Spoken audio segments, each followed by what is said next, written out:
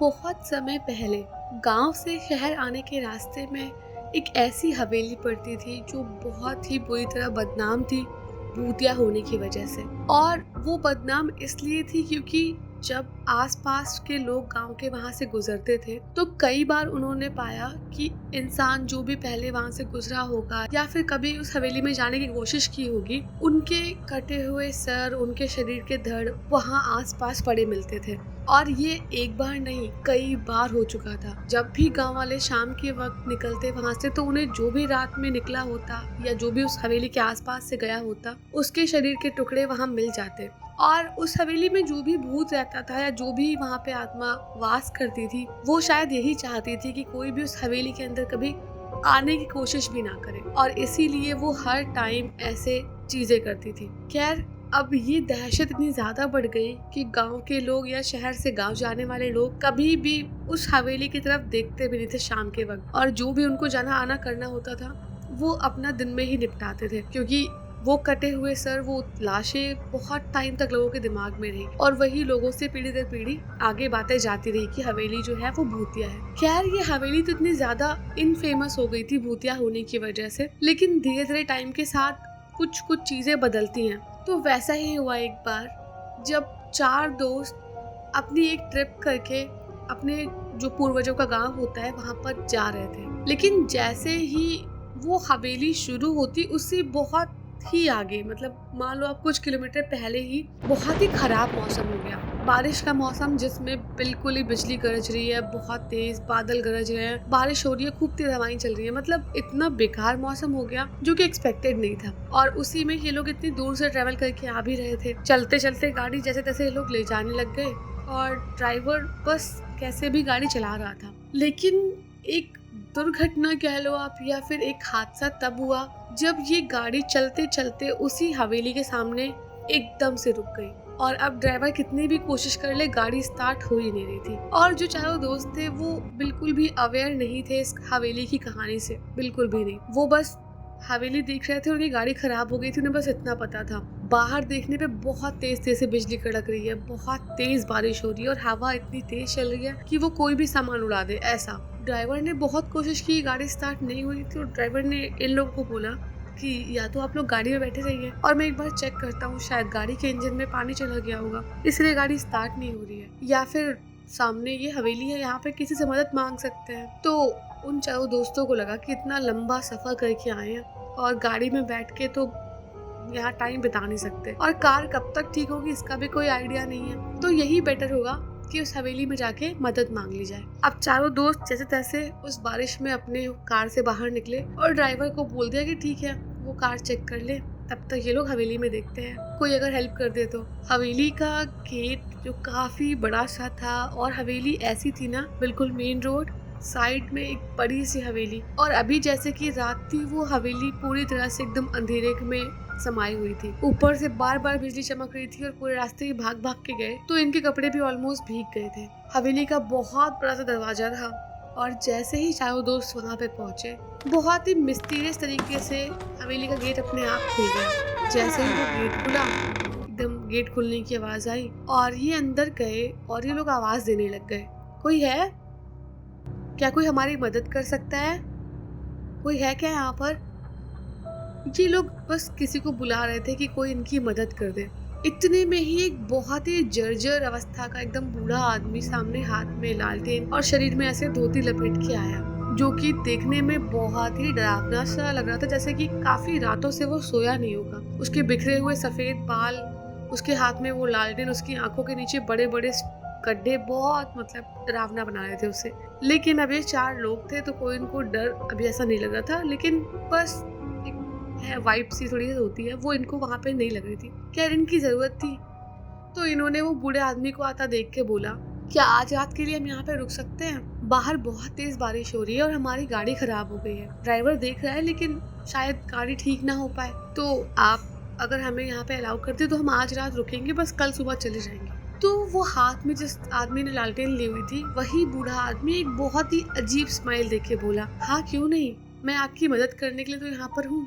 मैं बिल्कुल आपको रुकने के लिए बोलता हूँ और मैं आपका कमरा भी रेडी करवा देता हूँ, सब कुछ ठीक ठाक से वहाँ लगवा देता हूँ, आप आराम से जाके वहाँ पे सो जाना। तो चारों दोस्तों ने बोला कि ठीक है ठीक है। अब जब इनकी बात हो गई और इन्होंने देखा उस हवेली को अंदर से, वो हवेली इतनी ज्यादा आलीशान, इतनी ज्यादा बड़ी और बहुत सुंदर थी। आज भी उस हवेली के जो इंटीरियर लगे हुए थे ना, झूमर वगैरह, फोटोज वोटोज, सब कुछ बहुत अच्छे से एकदम क्लीन थे, जैसे कोई रोज आके यहाँ सफाई करता हो। तो जो 4 दोस्त थे उसमें से एक दोस्त जिसका नाम वैभव था, उसने बोला कि दादा यहाँ पे कोई सफाई करने आता है क्या?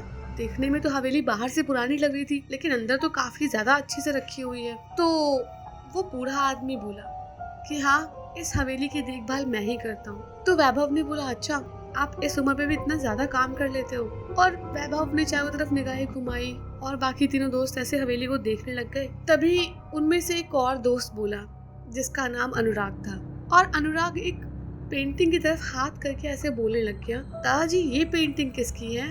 ये तो कोई राजा महाराजा लग रहे हैं। क्योंकि जो वो पेंटिंग थी वो एक काफी ज्यादा हष्ट पुष्ट आदमी की थी और वो सर पे जैसे पहले पगड़ी वगैरह पहनते थे ना, उन्होंने वो पहन रखी थी। एक हाथ में ऐसे तलवार थी, पास में ही एक जो पुराने टाइम में गन चलती थी वो सब रखी थी। तो दिखने में ही वो पर्सनालिटी लग रही थी जैसे कोई राजा महाराजा ही होगा। तो वो जो बूढ़ा आदमी था वो बोला कि ये बहुत टाइम पहले हमारे राजा थे और इनकी ही पीढ़ी धीरे धीरे चलती चली आई और पता नहीं कैसे सब कुछ खत्म हो गया, और मैं भी इनकी पीढ़ी का एक हिस्सा हूँ और मैं ही इस हवेली का एक आखिरी वारिस बचा हूँ और इसलिए मैं इस हवेली का ध्यान रखता हूँ। अब अनुराग वैभव ने सवाल किए, जो कुछ भी बातें उनको और लगी उन्होंने पूछा, सब कुछ देखा इधर उधर। चारों थके हुए थे तो जो उस बूढ़े आदमी ने कमरा बताया था जाके वहाँ फटाफट अपना सामान रखने लगे।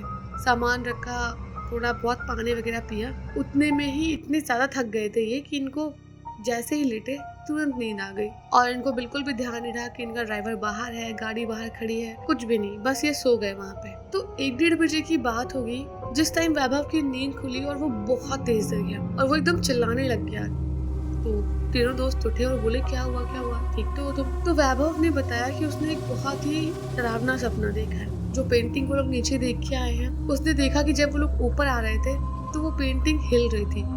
उस पेंटिंग में जो राजा था जिसका चेहरा एकदम साफ साफ उसमें दिखाई दे रहा था, हाथ पैर सब कुछ चलते हुए लग रहे थे, और वो राजा शायद हमारे पीछे पीछे आ रहा था और उसने हम सबको मार दिया और वो पेंटिंग में भी नहीं था। अब वैभव ये सब कहानी बताने लग गया और दोस्त उसको बोलने लग गए कि शायद ज्यादा सोच रहा है इसलिए तुम्हें सब कुछ ऐसा लग रहा है, कोई बात नहीं है, चुपचाप वापस सो जाओ, हम वैसे भी थके हुए हैं, बाहर बारिश अभी भी हो रही है। और थोड़ा बहुत समझा के दोस्तों ने उसको वापस सुला दिया। थोड़ी देर बाद और टाइम बीता और जो सपना अभी वैभव ने देखा था ठीक वही सपना कुछ टाइम गैप पे इन तीनों दोस्तों ने देखा। और अब ये चारों लोग ये समझ गए थे कि ये हवेली कोई नॉर्मल हवेली नहीं है। ये लोग रूम से बाहर निकले और उस बूढ़े आदमी को आवाज देने लग गए, दादा दादा कहाँ हो, दादा दादा। जो भी वो बूढ़ा आदमी था कहीं पर भी उसका कोई नामो निशान नहीं था। वो इनकी आवाज देने पे भी कोई रिस्पॉन्स नहीं कर रहा था और अब ये चारों उस हवेली में अकेले थे। ये लोग सब तरफ भागे, सब तरफ देखने लग गए और तभी इनकी निगाह पड़ी वो सामने लगी पेंटिंग पे जिसकी कुछ देर पहले ये लोग उस बूढ़े आदमी से बात कर रहे थे। उस पेंटिंग में अभी कोई भी नहीं था, वो राजा भी नहीं था, उसकी तलवार भी नहीं, ना वो बंदूकें, कुछ भी नहीं। वो बस प्लेन एक व्हाइट पेपर पे बस फ्रेम किया हुआ ऐसा लगा दीवार पे था। ये चारों एकदम पैनिक करके चिल्लाने लग गए और ऐसा लगा जैसे वो हवेली जो एकदम साफ सुथरी एकदम अच्छे से पड़ी हुई थी जब ये लोग आए थे, वो एकदम से खंडर में बदल गई। अंदर का रखा सारा सामान वापस से एकदम जर्जर अवस्था में हो गया। जाले वगैरह सब कुछ, दुनिया भर के जो होता है दस्त वगैरह, सब कुछ सामान पे पड़ जाती है जब कोई सालों साल नहीं होता, सब कुछ वैसे ही हो गया। जैसे चुटकी बजाते ही सब कुछ बदल गया हो, ऐसा हो गया। ये चारों दोस्त बहुत पैनिक करने लग गए, चिल्लाने लग गए और इन्होंने सोचा कि बस अब सीधे बाहर भागते हैं। फटाफट अनुराग भाग के गया, उसने अपना बैग उठाया और चारों गेट के साइड भागे जो हवेली का मेन गेट था। लेकिन डरावनी बात ये थी कि हवेली का मेन गेट खुल ही नहीं रहा था, या शायद वो गेट ही नहीं था, पता नहीं क्या था। लेकिन अब ये लोग कहीं से भी बाहर ना देख पा रहे थे, ना किसी को आवाज दे पा रहे थे। ये चारों उसके अंदर जैसे ट्रैप हो गए हो।